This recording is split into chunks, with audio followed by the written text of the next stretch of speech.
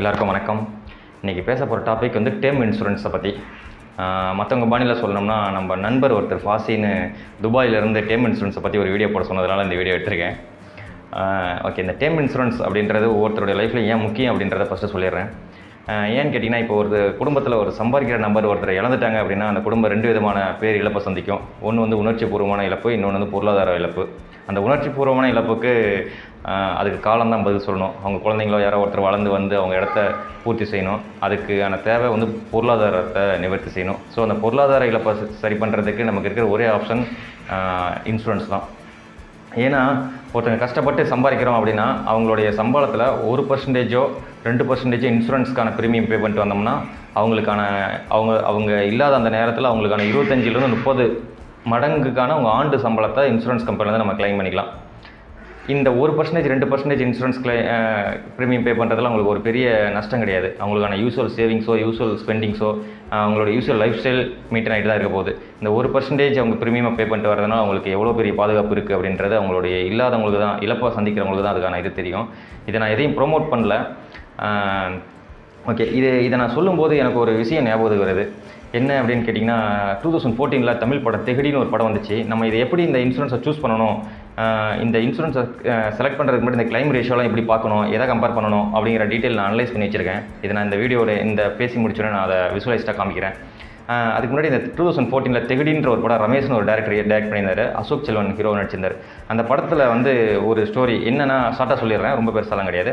அசோக் செல்வன் வந்து ஒரு detective ஏஜென்ட்டாக private கம்பெனியில் ஒர்க் பண்ணிகிட்டு இருப்பார். அவருக்கான அசைன்மெண்ட் அந்த கம்பெனியில் யாரை ஒரு ப்ரைவேட் பர்சனை கொடுக்குறாங்களோ அசைன் பண்ணுறாங்களோ அவங்கள ஃபுல்லாக கம்ப்ளீட்டாக ஃபாலோ பண்ணி அவங்களுக்கு தெரியாமல் அவங்களுக்கான டீட்டெயில்ஸை கலெக்ட் பண்ணி கம்பெனிக்கு சப்மிட் பண்ணணும். இதுதான் அவருடைய டிடெக்டிவ் ஏஜென்ட்டுக்கான ஜாபு. இவருக்கான அசைன் பண்ணுவாங்க. இவர் கண்டினியூஸாக ஃபாலோ பண்ணி அவங்களுக்கான கம்ப்ளீட் டீட்டெயில், அவங்களுக்கான ரிலேஷன் எப்படி, பேக்ரவுண்ட் எப்படி, அவங்களோட சொத்து மதிப்பு எவ்வளோ, அவங்களுக்கு ஏதாவது ப்ராப்ளம்னா அவங்கள சப்போர்ட் பண்ணுறதுக்காக என்ன complete detail A to Z அவரை பற்றின ப்ரைவேட் டீட்டெயில் எல்லாத்தையும் டிடெக்ட் பண்ணி அவங்க கம்பெனிக்கு சப்மிட் பண்ணிட்டே வருவார். ஒரு 3-4 பேருக்கு நான் டீட்டெயில் சப்மிட் பண்ணிவிடுவார். அவருக்கு ஹீரோயின் ஜனனி ஐயரை வந்து ஃபாலோ பண்ண சொல்லி ஒரு அசைன்மெண்ட் வந்திருக்கும். அவரை ஃபாலோ பண்ணிகிட்டு இருக்கும்போது ஜனனி ஐயருக்கு அவருக்கு லவ் வந்துடும். அந்த அவர்கிட்ட லவ்வை சொல்ல போகும்போது இவர் யார், இவர் எதுக்காக ஃபாலோ பண்ணாங்க அப்படின்ற டீட்டெயிலை சொல்ல வரும்போது இவர் கலெக்ட் பண்ணி கொடுத்த டீட்டெயில்ஸ் அந்த கம்பெனிக்கு போன அத்தனை ஒவ்வொருத்தராக மர்டர் ஆகிட்டு வர்றது இவருக்கு தெரிய வரும். இது படம் வந்து அவ்வளோ இன்ட்ரெஸ்டிங்காக எடுத்திருப்பாங்க. என்ன ரீசனாக இருக்கும்னு சொல்லிட்டு ஆடியன்ஸ் அவ்வளோ சீட்டு நுணுக்கி கொண்டு வர அளவுக்கு செம்ம கிரிப்பாக இருக்கும் படம். என்ன ரீசனாக இருக்கும் அப்படின்ற சஸ்பென்ஸ் ஓப்பன் ஆகும்போது என்னென்னு பார்த்தீங்கன்னா, இவர் கலெக்ட் பண்ணி கொடுத்த டீட்டெயிலெலாம் எங்கேருந்து வந்துச்சுன்னா, இன்சூரன்ஸ் கம்பெனியில் இருக்கிற சில பெருச்சாளிகள் அவங்க கம்பெனியில் இன்சூரன்ஸ் போட்டவங்களுடைய பெரிய பெரிய ஆளுங்க, அந்த க்ரோர்ஸ் கணக்கில் போட்டிருப்பாங்க இல்லைங்களா, பல கோடிகள் இன்சூரன்ஸ் பண்ணியிருப்பாங்க இல்லைங்களா, அவங்களுக்கான டீட்டெயில் எல்லாத்தையும் இவர் மூலமாக கலெக்ட் பண்ணி அவங்களுடைய பேக்ரவுண்ட் எல்லாத்தையும் தெரிஞ்சுக்கிட்டு அவங்கள கொன்று அவங்களுக்கான டாக்குமெண்ட் ஆல்ரெடி நாமினியாக அவங்க பேர்லலாம் கம்ப்ளீட்டாக டாக்குமெண்ட் பக்காவாக ரெடி பண்ணி வச்சுட்டு இவங்க மர்டரில் ஆக்சிடெண்ட்டில் இறந்துட்ட மாதிரி கணக்கு காமிச்சு அந்த பல கோடிகளை அப்டேஸ் பண்ணுறது தான் அவங்களுடைய ஜாப் அப்படின்றது ஒரு அந்த சஸ்பென்ஸ் ஓப்பன் ஆகும்போது நமக்கு தெரியும். ஸோ இது வந்து அவருடைய ஃபேண்டசி மூவியாக கூட இருக்கலாம், டேரக்டருக்கான ஃபேண்டசி தான். இது வந்து ரியல் டைமில் நடக்குமா அப்படின்னா கிடையாது. ஆனால் இது ஒரு பெரிய அவேர்னஸ், இன்சூரன்ஸ் கம்பெனியில் இவ்வளோ பெரிய இது நடக்குமா அப்படின்றது. ஏன்னா இது வந்து ஒரு க்ரோர்ஸில் நடக்கக்கூடிய ஒரு விஷயன்றதுனால கண்டிப்பாக க்ரோர்ஸில் டீல் ஆகுங்கிற விஷயங்கிறதுனால கண்டிப்பாக இந்த மாதிரி நடக்கிறதுக்கு வாய்ப்பு இருக்குது. தெரியாமல் கூட இருக்கலாம், நடக்காமல் இருக்கலாம். பட் இது ஒரு அவேர்னஸ். ஓகே, இப்படிலாம் வரும்போது நம்ம ஒரு இன்சூரன்ஸை சூஸ் பண்ணணும் அப்படின்னா நம்ம எப்படி பார்க்கலாம், என்ன மாதிரி டீட்டெயில் கலெக்ட் பண்ணலாம். இப்போ ஒரு எக்ஸாம்பிளுக்கு ஜென்ரலாக என்ன சொல்லுவாங்கன்னா, கிளைம் ரேஷியோ பார்த்து எது மினிமமான ப்ரீமியமோ மேக்ஸிமம் நமக்கான கவரேஜுக்கு மினிமம் ப்ரீமியம் எது இருக்கோ அதை செலக்ட் பண்ணிக்கலாம். ரெண்டாவது ஆப்ஷனாக கிளைம் ரேஷியோ பார்க்கணும் அப்படின்னு சொல்லுவாங்க. ஜென்ரலாக இதுதான் எல்லாரோட ஒப்பீனியனாக இருக்கும். கிளைம் ரேஷியோ வந்து IRDAன்ற ஒரு அமைப்பு, இந்தியாவுடைய இன்சூரன்ஸ் கம்பெனி ரெகுலேட் பண்ணுற ஒரு அமைப்பு. அவங்க வந்து எவ்ரி இயர் வந்து கிளைம் ரேஷியோ எல்லா கம்பெனியும் எவ்வளோ செட்டில்மெண்ட் வந்துச்சு, எவ்வளோ செட்டில்மெண்ட் கிளைம் ஆகிருக்கு, பர்சன்டேஜ் வைஸ் பக்காவாக லிஸ்ட்டு கொடுத்துருவாங்க. அவங்க சைட்டில் போய் பார்த்தோன்னா தெரியும். நான் அதுக்கான டீட்டெயில் எல்லாமே எடுத்து வச்சுருக்கேன். 2021 படி நான் இப்போ ஷேர் பண்ணுறேன். டாப் 20 உள்ளது, டாப் 20 10 எடுத்து அதில் நான் உங்களுக்கு கிளியராக எது பெஸ்ட்டுங்கிறது என்னோட அனலைஸ் பண்ணி எண்டில் வந்து பெஸ்ட்டுன்னு எனக்கு படுற விஷயத்தை நான் ஷேர் பண்ணுறேன். இப்போ இந்த அமைப்பு கொடுக்குது இல்லைங்களா, இந்த கிளைம் ரேஷியோ வச்சு தான் எல்லாருமே பெஸ்ட்டுன்னு சொல்லுவாங்க. ஃபார் எக்ஸாம்பிள், இப்போ ஒரு 1000 கிளைம் ரெக்வஸ்ட் வருது இந்த வருஷத்துக்கு அப்படின்னா அதில் எவ்வளோ பாஸ் ஆகிருக்கு, 910 பாஸ் ஆகிருக்குன்னு 91% வந்து அவங்களுடைய claim ratio, success ratio. So மீதி 90 ரிஜெக்ஷனுக்கு ஏதாவது ரீசன் இருக்கலாம். மேபி அவங்களுடைய டேர்ம்ஸ் வந்து மீட் ஆகாமல் இருக்கலாம். அவங்க வந்து இப்படி இறந்துருக்கணும், அதாவது ஆக்சிடென்ட் ஆகிடுச்சுன்னா அவங்க வந்து ட்ரிங்க்ஸ் எதுவும் லிக்விட் யூஸ் பண்ணிடக்கூடாது, அந்த மாதிரி ஏதாவது ஆப்ஷன்ஸ் இருக்கலாம். அது மீட் ஆகாமல் இருக்கும். ஏதோ ஒரு ரீசன், பர்டிகுலர் ரீசன்னால டேர்ம்ஸ் மீட் ஆகாதனால அந்த கிளைம் ரேஷியோ ரிஜெக்ட் ஆகிருக்கு. ஸோ இப்படி பார்க்கும்போது எல்லாருமே பார்த்துட்டு இது 91 இருக்குது, 99 இருக்குது, 99.8 இருக்குது, 99 ஸோ இதை பேஸ் பண்ணி நம்ம டக்குன்னு சூஸ் பண்ணக்கூடாது. இதுக்கு பின்னாடியும் சில விஷயங்கள் இருக்குது. ஒரு உதாரணத்துக்கு சொல்லணும்னா, ஒரு 1910 பாஸ் ஆகிருக்கு இல்லைங்களா, அந்த 90 பெரிய அமௌண்ட்டுக்குள்ளே தான் இருக்கலாம். அது அவங்க டேர்ம்ஸ் என்ன ஏதாவது ஒன்று சொல்லி ரிஜெக்ட் பண்ணுறதுக்கான ரீசனாக இருந்திருக்கலாம். ஸோ அந்த கிளைமான அமௌண்ட்டையும் நம்ம பார்க்கணும். எத்தனை கோடி அவங்களுக்கு கிளைம் ரெக்வஸ்ட் வந்துச்சு, அதில் எத்தனை கோடி கிளைம் ஆகிருக்கு, அந்த வயசு எது இப்போ பெஸ்ட்டாக இருக்குது அப்படிங்கிறதையும் நம்ம அனலைஸ் பண்ணணும். ஸோ இந்த மாதிரி ஒரு இன்சூரன்ஸ் நம்ம சூஸ் பண்ணுறதுக்கு பின்னாடி நம்ம என்னெல்லாம் அனலைஸ் பண்ணணும் அப்படிங்கிறத நான் எடுத்து வச்சுருக்கேன், காமிக்கிறேன். வாங்க வீடியோக்குள்ளே போகலாம். ரொம்ப தேங்க்ஸ்.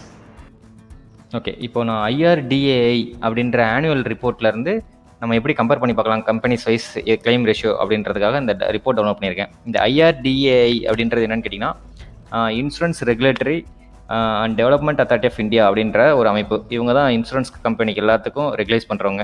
இவங்களுடைய டேர்ம்ஸ் அண்ட் ரெகுலேஷன்ஸ்க்கு தகுந்த மாதிரி தான் கம்பெனிஸ்லாம் ஆக்ட் ஆகும். இப்போது இவங்களுடைய ரிப்போர்ட்டை டவுன்லோட் பண்ணதில் இதில் ஒரு 242 பேஜ் இருக்குது. இது வந்து இந்த 2021 மார்ச்சில் வந்த ரிப்போர்ட்டு, அதாவது போன வருஷத்துக்கான ரிப்போர்ட்டு. இப்போ கரண்ட்டாக 2021க்கு நெக்ஸ்ட் மார்ச்சில் நமக்கு ரிசீவ் ஆகும். அதில் நம்ம கம்பேர் பண்ணி பார்த்துக்கலாம் அகைன். இப்போ இந்த ரிப்போர்ட்டில் பார்த்தீங்கன்னா இந்த பேஜ் நம்பர் 192 அண்ட் 193ல் ஒரு 24 இன்சூரன்ஸ் கம்பெனிக்கான கம்ப்ளீட் டீட்டெயில் டேட்டாவை இங்கே கம்பேர் பண்ணி பார்த்துக்கிறதா கொடுத்துருக்காங்க. இதில் LIC, SBI லைஃப் எல்லாமே இன்க்ளூட் ஆகிருக்கு, இன்க்ளூடிங் 24. ஸோ இதில் என்ன டீட்டெயில் இருக்கும் அப்படின்னு பார்த்தீங்கன்னா, கிளைம்ஸ் எவ்வளோ இனிஷியேட் ஆகிருக்கு, அதில் எவ்வளோ கிளைம் அப்ரூவ் ஆகிருக்கு, எவ்வளோ ரிஜெக்ட் ஆகிருக்கு, எவ்வளோ அன்கிளைம்டு, அதே மாதிரி பெண்டிங்கில் இருந்துச்சுன்னா அதுக்கான டியூரேஷன் எவ்வளோ காலம் பெண்டிங்கில் இருந்திருக்கு, less than 3 months, 3 to 6 months, 6 to 12 months, 12 to 1 year அப்படின்ற மாதிரி கம்பேர் பண்ணி கொடுத்துருக்காங்க. ஸோ இதை நம்ம பார்த்துக்கிறதுக்காக, ஈஸியாக ஸ்டார்ட் பண்ணி பார்த்துக்கிறதுக்காக நான் இதை அப்படியே காப்பி பண்ணி ஒரு எக்ஸலில் போட்டிருக்கேன், நம்ம ஈஸியாக அண்டர்ஸ்டாண்ட் பண்ணுறதுக்காக. இதே டேட்டாவை அப்படி இங்கே மூவ் பண்ணியிருக்கேன். இப்போது இதில் 24 கம்பெனிஸ் இருக்குது. கம்பெனிஸில் பார்த்தீங்கன்னா LIC தான் அதிகமான கிளைம் கவுண்ட்டு ப்ளஸ் கிளைம் ரெக்வஸ்டான அமௌண்ட்டுமே. கிளைம் கவுண்ட் எவ்வளோன்னு பார்த்தீங்கன்னா 7,58,916 கவுண்ட்டு வந்திருக்கு. அதில் அப்ரூவ் ஆனது அப்படின்னு பார்த்தீங்கன்னா 7,33,809. பர்சன்டேஜ் வைஸ் சொல்லணும் அப்படின்னு பார்த்தீங்கன்னா 96.69% இது வந்து கிளைம் ரேஷியோ வந்திருக்கு. செகண்ட் பிளேஸில் SBI லைஃப் 22,490 கிளைண்ட்டு. அதில் அப்ரூவ் ஆனது பார்த்தீங்கன்னா 21,257, 94.52%. ஸோ இதில் ஒருவேளை இதில் நம்ம வெறும் கவுண்ட் மட்டும் கம்பேர் பண்ணி பர்சன்டேஜ் வைஸ் எது பெஸ்ட்டுன்னு பார்க்க முடியுமா அப்படின்னு பார்த்தீங்கன்னா, ஒருவேளை இவங்க கம்மியான அமௌண்ட் உள்ளது எல்லாத்தையும் கவுண்ட் காமிக்கிறதாக சக்ஸஸ் பண்ணிவிட்டு மேக்ஸிமம் அதிகமான அமௌண்ட் உள்ளதில் ஹோல்ட் பண்ணிப்பாங்க அப்படின்ற மாதிரி நம்ம யோசிக்கலாம். அதுக்காக அமௌண்ட் வைஸும் எடுத்து போட்டிருக்கேன் நான். இந்த ரெக்வஸ்டட் கிளைம் அமௌண்ட் பார்த்தீங்கன்னா LICக்கு 13,894 கோடி. இது எல்லாமே கோடிகளில், க்ரோர்ஸ். அதில் அப்ரூவ் ஆனது 12,797 கோடி. ஸோ அதுக்கான பர்சன்டேஜ் பார்த்தீங்கன்னா 92.11% இது அப்ரூவ் ஆகிருக்கு, அமௌண்ட் வைஸ் செட்டில் இருக்குது. அது SBI லைஃப் பார்த்தீங்கன்னா 903 கோடி. அதில் அப்ரூவ் ஆனது 810 கோடி. செட்டில்மெண்ட் அமௌண்ட் ரேஷியோ பார்த்தீங்கன்னா 89.74%. ஓகே, இதில் நான் வந்து ஒரு கிளைம் ரெக்வஸ்டான கிளைம் வந்து ஒரு 2,500 கம்மியாக இருக்கிறதெல்லாம் தூக்கிடுறேன். ஏன்னா அதெல்லாம் ரொம்ப சின்ன இன்சூரன்ஸ் கம்பெனிஸ், அதனால் அதை நம்ம கம்பேர் பண்ணி பார்க்க வேண்டாம், அதை தூக்கிடுறேன். ஸோ ரிமைனிங் இருக்கிற ஒரு 13 இருக்கும்னு நினைக்கிறேன். ஓகே, இந்த 13ல் டாப் எது வருது அப்படிங்கிறத பார்க்கலாம், அனலைஸ் பண்ணி பார்க்கலாம். ஓகே, அமௌண்ட் வைஸ் பார்த்தீங்கன்னா இது நம்ம அந்த அமௌண்ட்டில் எவ்வளோ பர்சன்டேஜ் அப்படின்னு பார்த்தோம்னா count wise percentage first list பண்ணுறேன், லார்ஜ் டு ஸ்மால். இதில் டாப் 5 என்ன அப்படின்னு பார்த்தீங்கன்னா மேக்ஸ் லைஃப் வருது. ஸோ இதில் ஒரு 5 எடுத்துக்கிறேன், 1 2 3 4 5. இது பார்த்தீங்கன்னா கவுண்ட் வைஸ் ரேஷியோ.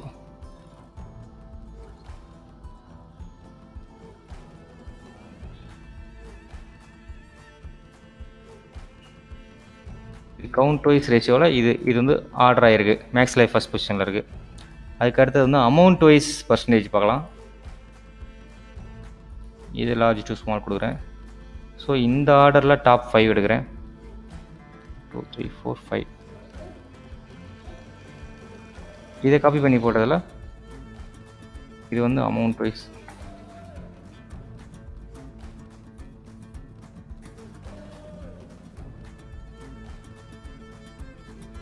இதில் பார்த்தீங்கன்னா ஃபஸ்ட்டு பொசிஷனில் டாடா ஏஐ லைஃப் இருக்குது, செகண்ட் பொசிஷனில் மேக்ஸ் லைஃப். அந்த டாடா ஏஐயோட பார்த்தீங்கன்னா வெறும் 2000 கிளைம் கவுண்ட் தான். அந்த 2,982ல் 231 கோடி, அதில் 222 கோடி அப்ரூவ் ஆகிருக்கு. ஸோ இதையும் நம்ம சின்ன கம்பெனிங்கிறதுனால கன்சிடர் பண்ணிக்க முடியாது.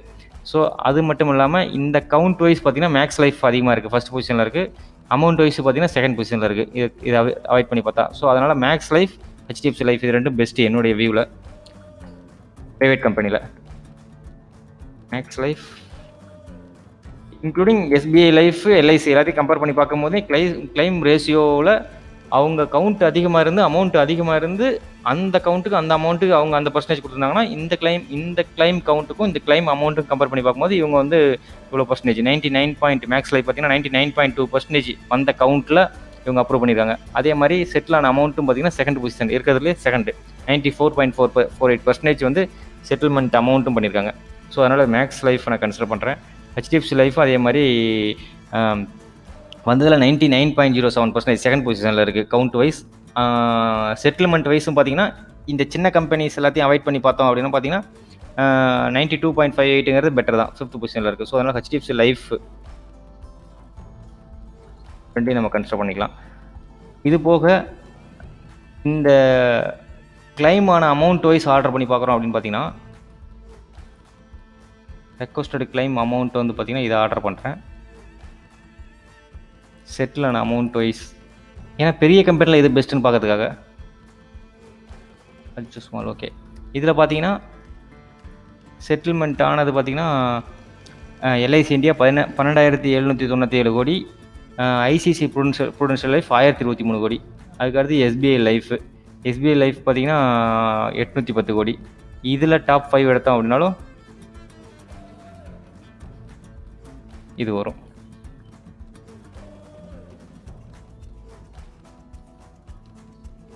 அவங்களுடைய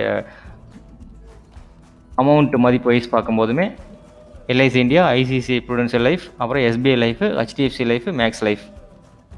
ஏன்னா ஹெச்டிஎஃப்சி லைஃப் பார்த்திங்கன்னா 650 கோடி செட்டில் பண்ணியிருக்காங்க, மேக்ஸ் லைஃப் 562 கோடி. ஆனால் இவங்களுக்கு கிளைமான அமௌண்ட்டு 595, அதில் 562 99.22% வந்திருக்கு.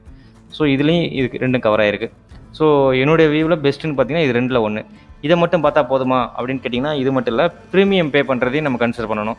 ஸோ ப்ரீமியம் பார்க்கணும், ப்ரீமியமோடைய கம்பேரிசன் பார்க்கணும் அப்படின்னா மேக்ஸ் 1 மினிட் இங்கே பார்த்தீங்கன்னா இந்த பாலிசி பஜாரில் வந்து நமக்கு ஃப்ரீயாக கம்பேர் பண்ணிக்கிறதுக்கு ஆப்ஷன் கொடுத்துருக்காங்க. இதை நான் வந்து கம்பேர் பண்ணி காமிக்க முடியாது, ஏன்னா இதில் நிறைய கேட்டகரி இருக்கும். நம்ம என்ன படிச்சிருக்கோம், நம்மளோட ஹெல்த் இஷ்யூ என்ன இருக்குது, அப்புறம் ஸ்மோக்கரா நான் ஸ்மோக்கரா, இந்த மாதிரி நிறைய கேட்டகரி ஸ்ப்ளிட் பண்ணி காமிப்பாங்க.